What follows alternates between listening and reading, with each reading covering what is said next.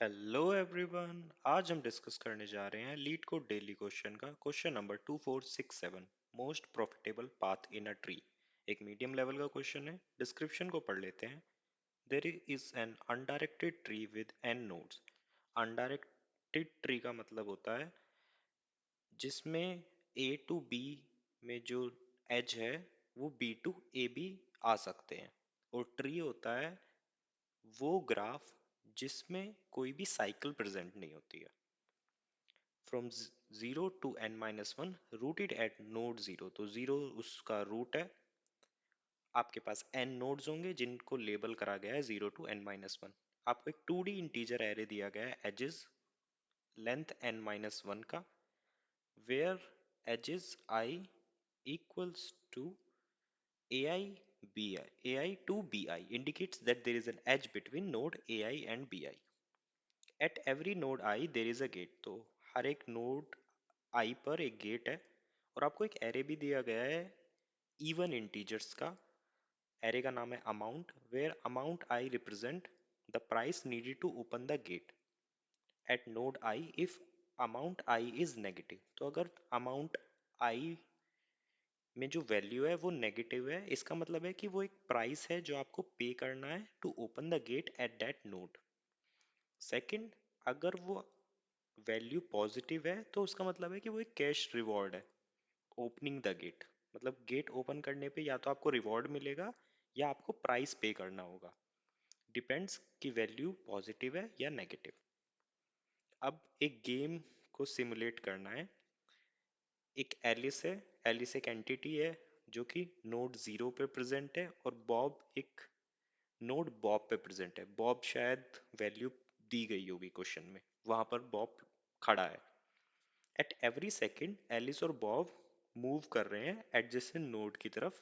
Alice को क्या करना है, उसको किसी लीफ नोड की तरफ जाना है, और बॉब को रूट नोड की तरफ जाना है। और for every node along there path, तो मतलब जब वो ट्रेवर्स कर रहे होंगे एलिस और बॉब, तो वो एक पाथ को डिफाइन कर रहे होंगे। उस पाथ में या तो एलिस या बॉब जो भी उस पाथ से गुजर रहे होंगे, या तो वो रिवॉर्ड कलेक्ट कर रहे होंगे या वो प्राइस पे कर रहे होंगे। डिपेंड्स की वैल्यू क्या होगी उस नोड की। अब इसमें दो कंडीशन बताई गई हैं। If the gate is already opened, no price will be required and nor there will be any cash reward. तो ओपन का मतलब क्या है, या तो एलिस ने उसको ओपन कर दिया या बॉब ने। तो जब एलिस या बॉब किसी भी गेट को ओपन करता है, तो उस नोड पे जो अमाउंट एरे में वैल्यू दी गई थी वो एक तरह से जीरो हो जाएगी। ना उससे किसी को उसको पे करना है ओपन करने के लिए गेट को, ना वहां पर रिवॉर्ड मिलने वाला है, तो वो वैल्यू जीरो हो जाएगी। बट अगर ऐसी कंडीशन बनी कि एलिस और बॉब साइमल्टेनियसली उस नोड पर पहुंच रहे हैं, क्योंकि वो हर एक सेकंड में नोड को शिफ्ट कर रहे हैं, एक नोड से दूसरे नोड पर जा रहे हैं, तो हो सकता है दोनों सेम टाइम पर एक सर्टेन नोड पर पहुंच जाए। तो जो प्राइस था ओपन करने का गेट को, वो हाफ हो जाएगा। या अगर कोई रिवॉर्ड होगा वो भी हाफ हो जाएगा, हाफ हाफ डिस्ट्रीब्यूट हो जाएगा, एलिस और बॉब दोनों को मिल जाएगा। If Alice reaches a leaf node, she stops moving. तो मतलब जो पहला ही इसमें इंडिकेशन शुरू में बताया गया था कि एलिस का काम था किसी भी लीफ नोड पर पहुंचना, तो जैसे ही वो लीफ नोड पर पहुंचेगा एलिस, तो वो रुक जाएगा। सिमिलरली बॉब जब रूट पर पहुंचेगा तो वो भी रुक जाएगा। और ये भी बताया गया है कि ये इवेंट्स इंडिपेंडेंट है, मतलब इंटरफेयर नहीं कर रहे। इंटरफेयर सिर्फ और सिर्फ जो वैल्यूज है उनको करा जा रहा है। ये नहीं है कि पहले, जरूरी नहीं है कि पहले एलिस ही चलेगा देन बॉब चलेगा। वो इंडिपेंडेंटली है, हर एक सेकंड में एलिस और बॉब दोनों साथ साथ चल रहे हैं। हमें मैक्सिमम नेट इनकम निकालनी है एलिस की, अगर वो ऑप्टिमली किसी भी लीफ नोड पर ट्रेवल कर रहा है। काफी बड़ा डिस्क्रिप्शन है। तो एक एग्जाम्पल्स को देख लेते हैं। जो पहला एग्जाम्पल है उसको देख लेते हैं। इसमें एजेस दी गई हैं, और ये जो -2 4 2 -4 6 जो वैल्यूज दी गई हैं ये अमाउंट एरे की वैल्यूज है। और इसमें बताया गया है कि एलिस इनिशियली नोड 0 पे है, क्योंकि एलिस तो हमेशा रूट पे होगा। बॉब जो है वो थर्ड नोड पे है, जिस नोड को रिप्रेजेंट करा गया है 3 से। तो इसका आउटपुट आया है 6। वो कैसे आया है? उसको बोला गया है कि एलिश क्योंकि जीरो पे था, जीरो नोड पे, रूट नोड पे था, तो वो -2 तो पिक करेगा ही। रिवॉर्ड नहीं है, ये एक फी है गेट को ओपन करने के लिए। तो एलिस के पास -2 हो गया। देन नेक्स्ट सेकंड एलिस 1 की तरफ जाएगा। सिमिलरली बॉब भी उधर से स्टार्ट हो गया है ट्रैवर्स करना। बॉब -4 पे था।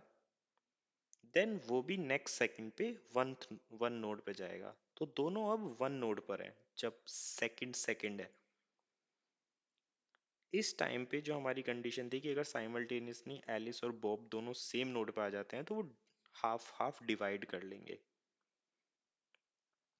तो एलिस को अगर हम काउंट करें तो वो शुरू में -2 था उसका नेट इनकम। देन वो फर्स्ट नोड पे आया, उसने हाफ इसमें से रिवॉर्ड लिया, 2 मिला। Now -2 + 2 = 0। Then Alice move forward गया, वो गया थर्ड नोड पे। ये नोड पहले से ही ओपन कर दिया गया था बॉब के द्वारा, तो इसको हम 0 मान लेंगे। इससे कुछ भी एलिस को कंट्रीब्यूशन नहीं मिलेगा इनकम में। देन एलिस 3 से 4 पे जाएगा। जब वो 4 पे पहुंचेगा तब उसको 6 का कंट्रीब्यूशन मिलेगा एज अ रिवॉर्ड, और उसकी नेट इनकम 6 हो जाएगी। सिमिलरली उसी टाइम पे बॉब भी अपना ट्रैवर्स करते हुए ऊपर जा रहा होगा, 1 से वो 0 पे चला जाएगा। बट हमें बॉब की इनकम को आंसर में कंसीडर नहीं करना है, सिर्फ हमें एलिस की इनकम को आंसर में कंसीडर करना है। दैट्स वाई इसका आंसर 6 होगा।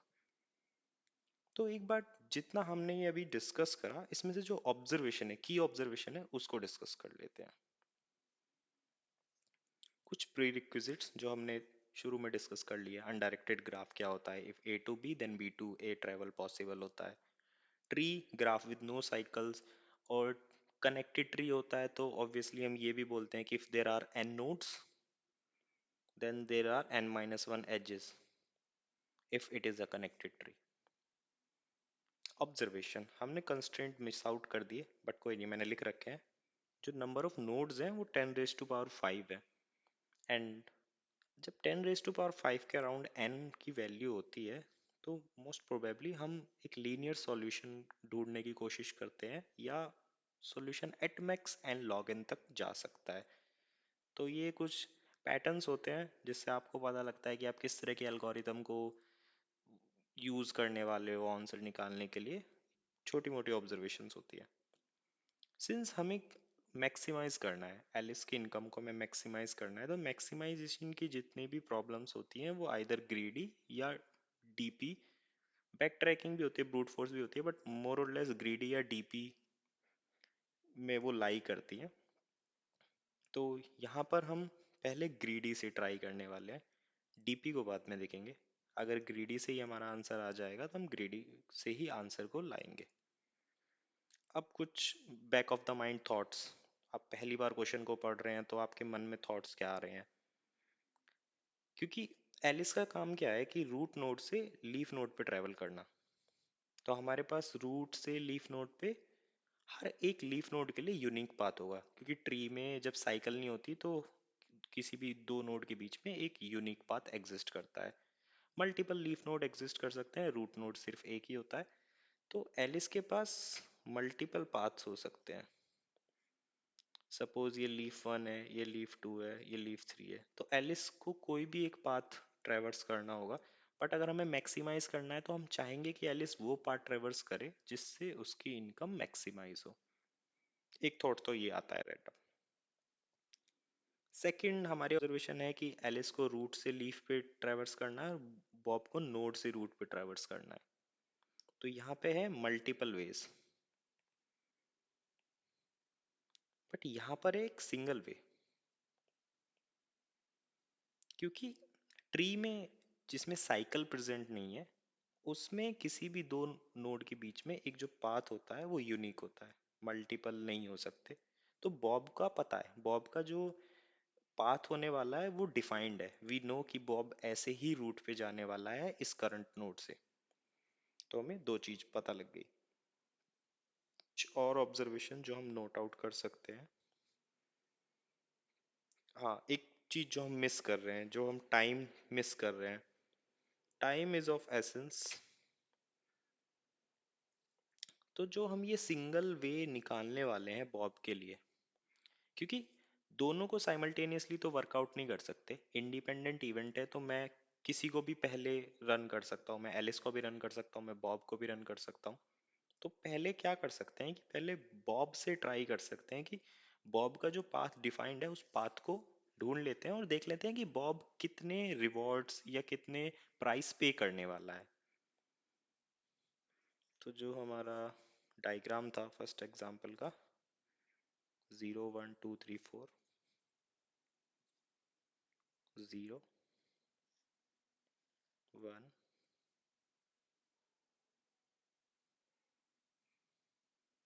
2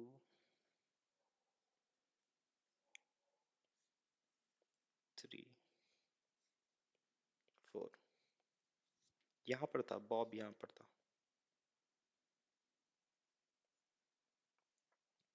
तो अगर आप पिक्चराइज कर सकते हैं तो बॉब के पास सिर्फ एक ही पाथ है, यहाँ से यहाँ जाना, यहाँ से यहाँ जाना। जब टाइम सेकंड जीरो थी, मान लो जीरो सेकंड पर वो यहाँ था, फर्स्ट सेकंड पर वो यहाँ था, और सेकंड सेकंड पे वो यहाँ था। तो हम हर एक नोड पे बॉब की प्रेजेंस को स्टोर भी कर सकते हैं जिन नोड से बॉब निकला है। तो थर्ड नोड पे जीरो टाइम पे था, फर्स्ट पे वन पे था, जीरो नोड पे टू पे था, और यहाँ जाके स्टॉप हो जाएगा। एक क्वेश्चन यहाँ पे अराइज हो सकता है कि वाई नॉट बॉब यहाँ पर गया, देन यहाँ पर गया, देन यहाँ पर गया, देन वापस यहाँ पर आया, क्योंकि एक्चुअली तो ये पॉसिबल है, ऐसा कर सकते हैं, करने में कोई इशू नहीं है। बट जो एक मेन क्वेश्चन में हमें दिया गया था, इसमें यहाँ लिखा गया है, मैं जूम इन कर लेता हूँ, Bob moves towards node zero. तो मतलब जो भी मूवमेंट हो रही है ना बॉब की या एलिस की, वो हमेशा टुवर्ड्स देयर गोल हो रही है, अवे फ्रॉम द गोल नहीं हो रही है। तो जब बॉब यहाँ से यहाँ गया है ना, वो यहाँ से यहाँ नहीं जाएगा वापस, क्योंकि ये अवे हो जाएगा, इसका गोल यहाँ पर है, ये इधर जा रहा है। हालांकि अनडायरेक्टेड ग्राफ है, तुम जा सकते हो, बट एक हिडन कंस्ट्रेंट प्रॉब्लम में बताया गया है कि हमें रूट की तरफ ही जाना है हमेशा। दैट्स वाई आपको ये वाला पाथ ही फॉलो करना पड़ेगा फॉर बॉब। तो बॉब का जो पाथ है वो ये है। अब बारी आती है एलिस की। एलिस यहाँ पर खड़ा है। एलिस जब जीरो पे था, जीरो सेकंड पे, तो हमें कैसे पता कि पिक होगा या कुछ भी नहीं होगा या स्प्लिट होगा किसी भी नोड पे। अब हमारे पास एलिस के पास कितने चांसेस है? Alice has I guess three choices now. Pick, अब वो रिवॉर्ड भी हो सकता है या पे, या दोनों लिख सकते हैं, पिक और पे। डू नथिंग, डू नथिंग का मीनिंग है गेट इज ऑलरेडी ओपन, मतलब बॉब वहां से गुजर चुका है एलिस के आने से पहले। या स्प्लिट, स्प्लिट का मतलब है कि दोनों साथ में उस नोड पर पहुंचे हैं। तो एलिस के पास हमेशा तीन चॉइसेस हैं जब भी वो अब ट्रैवर्स कर रहा है। तो एलिस यहाँ पर था, एलिस यहाँ से यहाँ ही जा सकता है इस एग्जाम्पल के लिए। अगर इस एग्जाम्पल में इधर भी एक नोड होता तो एलिस इधर भी जा सकता था, बट अभी के लिए एलिस सिर्फ वन पे जाएगा। जीरोथ नोड पे एलिस के पास तीन चॉइसेस थी। पहली चॉइस पिक या पे। सबसे पहले स्प्लिट देख लेते हैं। जीरो सेकंड में एलिस जीरो पे खड़ा है, बॉब जब सेकंड टू होगी तब आएगा यहाँ पर, मतलब एलिस पहले पहुंचा है। तो एलिस पिक करेगा या पे करेगा? जीरो पे आई गेस माइनस टू था, तो एलिस, एलिस का पाथ यहाँ पे डिफाइन कर लेते हैं। तो जीरो पे एलिस ने पे करा -2, देन एलिस वन पे गया। वन पे वो t इक्वल टू 1 सेकेंड में पहुंचा क्योंकि 0 to 1 हुआ, और यहाँ पर बॉब भी 1 सेकेंड में पहुंचा था, तो यहाँ पर स्प्लिट होगा। तो हम साथ में बना भी लेते हैं कि 0 to 1, यहाँ -2 वैल्यू है, जब वो 1 पे आया तो स्प्लिट हुआ 1 पे, आई गेस 4 थी वैल्यू, जो स्प्लिट हुआ होगा तो यहाँ +2 मिली होगी। देन अब एलिस इधर भी जा सकता है, एलिस इधर भी जा सकता है। हम क्या करेंगे, हम बैक ट्रैकिंग का यूज करेंगे, या आप डीएफएस बोल सकते हो ग्राफ की लैंग्वेज में। हम सारे पाथ एक्सप्लोर करेंगे जो लीफ नोड तक जाते हैं। हम फर्स्ट इधर जाते हैं, तो जब वो 2 पे जाएगा तो t=2 होगा। अब चॉइस क्या होगी, एलिस पिक करेगा, पे करेगा, स्प्लिट करेगा। एलिस पिक या पे करेगा क्योंकि 2 तो पाथ में था ही नहीं, बॉब के पाथ में नहीं था ना, टाइम का कोई कंस्ट्रेंट होगा, कुछ नहीं होगा, सिंपल हमें पिक करना है। तो यहाँ पर 2 पे वैल्यू 2 थी, तो एलिस को यहाँ मिले +2। ठीक है, तो जब मैं यहाँ लीफ नोड पे पहुंचा तो मेरे को एक वे मिल चुका है एलिस की इनकम को एग्रीगेट करके पॉसिबल आंसर में लाने का। पॉसिबल आंसर यहाँ क्या हो सकता है, -2 +2 0 +2, तो मतलब एक आंसर हमारा +2 होगा। अब जो एलिस होगा, या सॉरी एलिस नहीं, जो हमारा प्रोग्राम होगा वो बैक ट्रैक करेगा, वो 1 से 3 पे जाने की कोशिश करेगा। 3 पे बॉब जब t 0 था तभी पहुंच गया था, अब t=2 है। एलिस के लिए टाइम 2 सेकेंड है, बॉब के लिए 0 सेकेंड पे है, तो बॉब ने पहली गेट को खोल दिया है। यहाँ पर एलिस को कुछ नहीं मिलेगा, एलिस को 0 मिलेगा यहाँ पर। 3 से एलिस 4 पे जाएगा, 4 पे बॉब कभी नहीं गया है, तो जो 4 पे वैल्यू होगी वो एलिस को मिल जाएगी। 4 पे वैल्यू थी +6। अब क्योंकि 4 एक लीफ नोड है, तो हम 4 पे पॉसिबल आंसर को रिकैलकुलेट कर सकते हैं, तो वो होगा -2 +2 0 देन 0 देन 6। तो एक हमारा +6 भी एक पॉसिबल आंसर बनता है। नाउ हमारे पास दो आंसर हैं, दोनों लीफ नोड पे पहुंचने के एलिस की इनकम को बता रहे हैं। हमें इन दोनों को मैक्सिमाइज करना है। इन दोनों को मैक्सिमाइज करने के बाद हमें पता लगता है कि +6 इज द आंसर। तो एल्गोरिथम में तो यही था। अब जब आप एल्गोरिथम को इम्प्लीमेंट करने जा रहे होंगे तो आपको क्या क्या करना है। सबसे पहला, आपको बॉब का जो यूनिक पाथ है उसको ढूंढना है, जो आप आई गेस डीएफएस से भी कर सकते हो, बीएफएस से भी कर सकते हो। डीएफएस को अगर हम पिक करते हैं तो हम जहाँ पर बॉब स्टैंड कर रहा है, जो बॉब का इंडेक्स है, वहाँ से रिकर्सिवली उसके नेबर्स को ट्रैवर्स करना स्टार्ट करेंगे। जब हम 0 पे पहुंच जाएंगे, साथ ही साथ हम उस पाथ को भी स्टोर कर रहे होंगे और पाथ के अगेंस्ट टाइम को भी स्टोर कर रहे होंगे। जब हम 0 पे पहुंच जाएंगे, हम उस पाथ को एक सर्टेन वेरिएबल में स्टोर कर देंगे, वो बॉब का पाथ हो जाएगा। सिमिलरली जब हमें बॉब का पाथ मिल जाएगा, तब हम एक फंक्शन लिख लेंगे या कुछ भी कोड लिख लेंगे जो एलिस के हर एक रूट टू लीफ पाथ को ट्रैक करेगा और उसकी इनकम को स्टोर करेगा। तो जितने भी लीफ नोड होंगे उतनी हमें वैल्यूज मिलेगी और ओवरऑल हम उसका एक मैक्सिमम स्टोर करके रख लेंगे। तो रफली दो हमें फंक्शन यूज करने हैं, दोनों ही डीएफएस को यूज कर रहे होंगे और हमें आंसर मिल जाएगा। तो चलिए, जो अभी हमने लॉजिक को डिस्कस करा है, इसी को पाइथन में कोड कर लेते हैं। तो चलिए, जो हमने डिस्कस करा था उसको पाइथन में कोड कर लेते हैं। सबसे पहला, जितने भी ये ग्राफ और ट्री के प्रॉब्लम्स होते हैं उसमें हम सबसे पहले जो एजेस हमको दिए गए होते हैं उसको हम एडजेसेंसी लिस्ट के फॉर्मेट में स्टोर कर लेते हैं।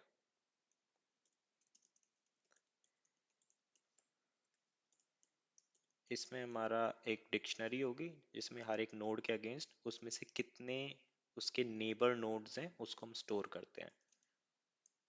तो हर एक एज के लिए हम स्टोर करेंगे अपनी लिस्ट में फॉर नोड ए, तो हम ए से बी पे जा सकते हैं, सिमिलरली हम बी से ए पर भी जा सकते हैं।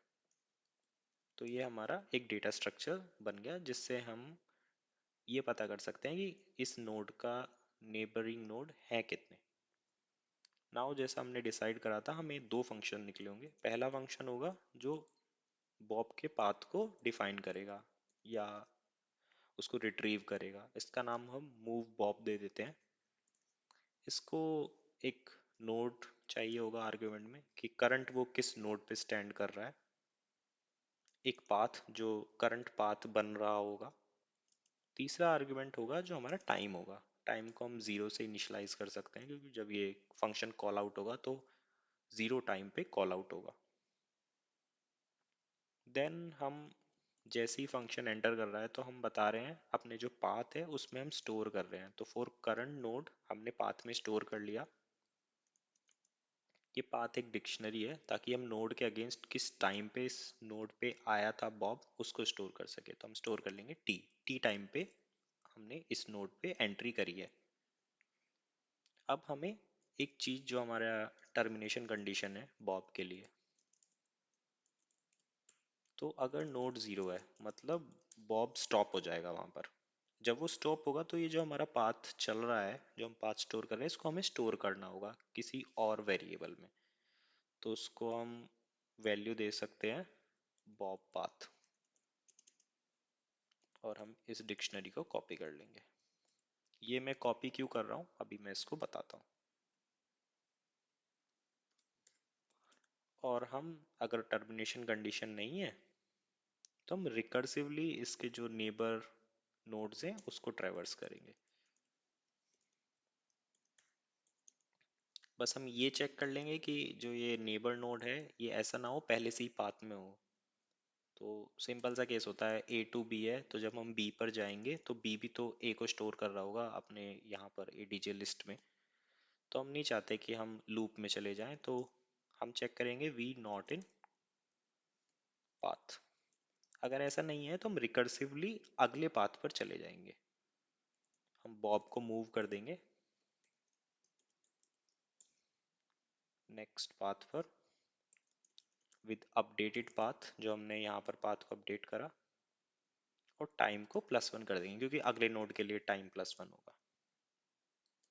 जब हम रिकर्सिवली बाहर आएंगे इस फर्स्ट बैक ट्रैकिंग सॉल्यूशन से, तो हमें इसको डिलीट करना होगा जो हमने ये पाथ नोड ऐड करा है ना, इस नोड को इस पाथ में ऐड करा है। क्योंकि मैं हम नहीं चाहेंगे कि जो नेक्स्ट आइट्रेशन हो उसमें जो वैल्यू मिले वो अपडेटेड हो।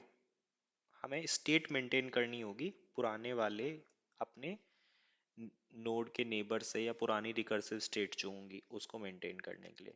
दूसरा, ये म्यूटेबल होता है। डिक्शनरी एक म्यूटेबल ऑब्जेक्ट है, तो ये सिंगल इंस्टेंस एक बार इनिशियलाइज होगा फंक्शन कॉल पे, और ये हर एक रिकर्सिव कॉल में सेम ही ऑब्जेक्ट को यूज कर रहे होंगे।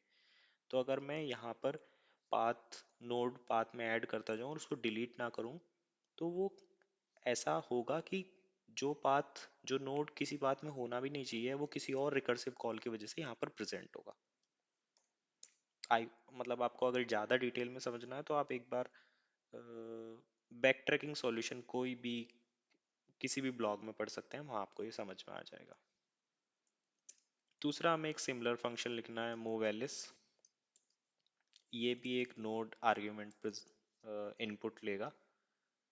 और एक मिनट, हमने ये बॉब पाथ जो है ये एक ग्लोबल आर्ग्यूमेंट होगा, मतलब इस फंक्शन का वेरिएबल नहीं होगा ये। हमें क्योंकि स्टोर कराना है तो हम नॉन लोकल यूज करेंगे। मैं क्या करूँगा, मैं ये बॉब पाथ को ना इस फंक्शन के बाहर इनिशियलाइज करूँगा ताकि मेरे को आंसर वहाँ पर स्टोर मिले। Back to move Alice function. Move Alice function के लिए हम एक तो नोड को आर्ग्यूमेंट बनाएंगे, दूसरा हमें बॉब पाथ को भी, मतलब हमें पता होना चाहिए कि बॉब किस पाथ से गया ताकि वो टाइम वाला कंस्ट्रेंट हम यूज कर सके। तीसरा, हम करंट वैल्यू क्या चल रही है अपनी इनकम की उसको स्टोर करेंगे, और सिमिलरली टाइम। और इसमें भी हम एक नॉन लोकल वेरिएबल को स्टोर कर लेते हैं। जब भी लीफ नोड पर हम पहुंचेंगे तो हम इस वेरिएबल पे मैक्सिमाइज जो हमने डिस्कस करा था रिजल्ट को वो यहाँ पर स्टोर करेंगे। अब हमारी कुछ कंस्ट्रेंट की ये वैल्यूज कैसे अपडेट होंगी।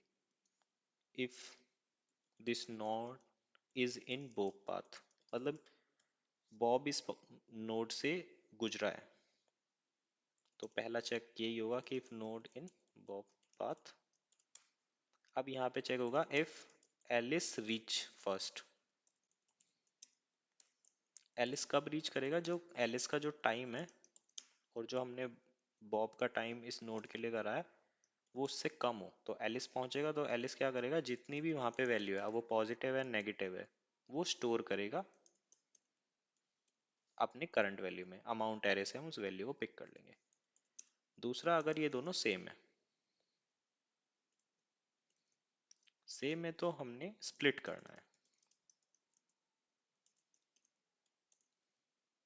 पाइथन में हम यहाँ पर फ्लोर डिवीजन इसलिए कर रहे हैं क्योंकि हमें पता है कि हमेशा वैल्यू इवन रहने वाली है अमाउंट एरे की।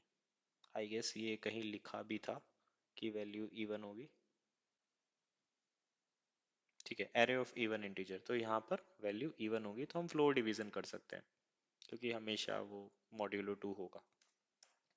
सेकंड है कि अगर वैल्यू है ही नहीं बॉब के पाथ में, तो हमें, जब वो बॉब के पाथ में नहीं है तो भी हमें उस वैल्यू को एज इट इज अपने करंट वैल्यू में ऐड कर देना है।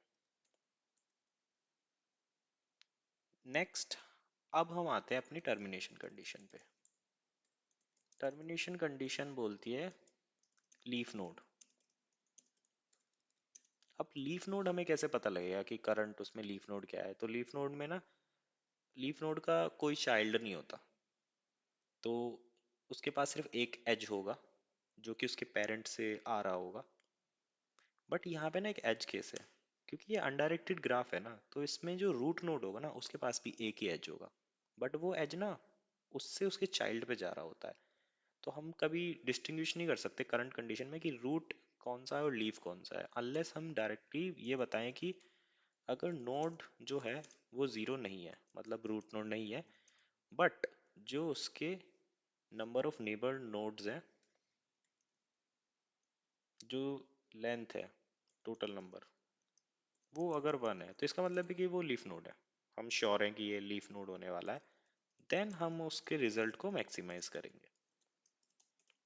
तो जो हमने ये नॉन लोकल रिजल्ट वेरिएबल लिया है जो हम फंक्शन के बाहर स्टोर करेंगे, उसको हम मैक्सिमाइज करेंगे और यहाँ से फंक्शन को रिटर्न कर देंगे, क्योंकि हम लीफ नोड पे पहुंच चुके हैं, हमें आगे रिकर्सिवली कॉल नहीं करना है फंक्शन को।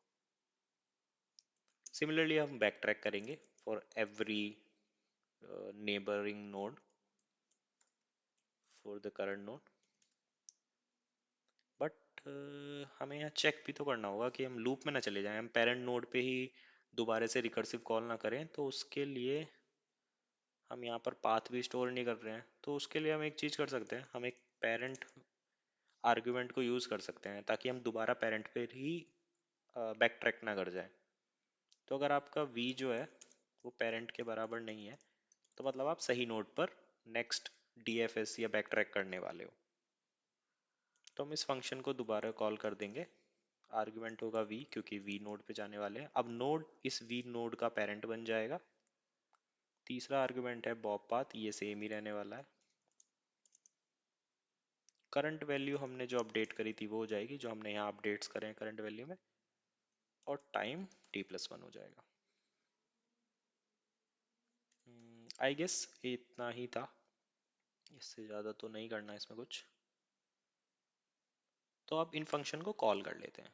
तो फर्स्ट फंक्शन कॉल करने के लिए हम एक बॉब पाथ, क्योंकि हम एक रिजल्ट नॉन लोकल उसको बॉब पाथ वेरिएबल को यूज़ कर रहे हैं, तो हम इसको इनिशियलाइज कर लेते हैं एक एम्प्टी डिक्शनरी से। हम मूव बॉब फंक्शन को कॉल कर लेते हैं।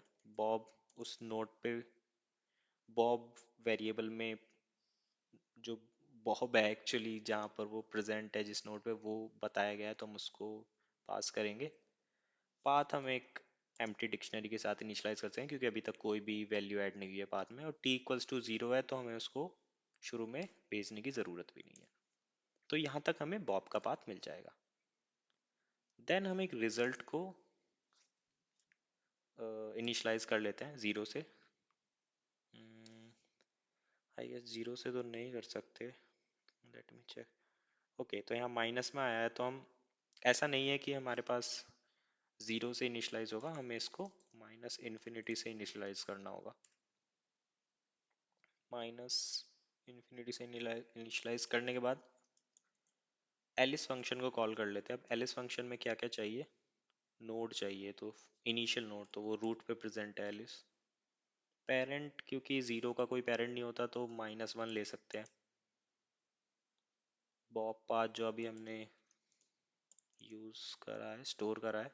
करंट वैल्यू, अभी की वैल्यू भी जीरो है, और टाइम अभी जीरो है जो कि पहले से ही डिफॉल्ट आर्गुमेंट है। तो आई गेस इतना ही था, और यहाँ से हम रिटर्न कर देंगे रिजल्ट को अगर सब कुछ सही रहा। ठीक है, एक बार इनपुट टेस्ट केसेस को रन करके देख लेते हैं। तो हमारे इनपुट टेस्ट केसेस पास हो रहे हैं। एक बार सिस्टम टेस्ट केसेस को भी रन करके देख लेते हैं। तो हमारे सिस्टम टेस्ट केसेस भी पास हो रहे हैं। आई होप आपको ये वीडियो देखकर इस क्वेश्चन को सॉल्व करने में एक बेटर अंडरस्टैंडिंग मिली होगी। तो मिलते हैं किसी और वीडियो ट्यूटोरियल में, किसी और सॉल्यूशन में। तब तक के लिए बाय बाय।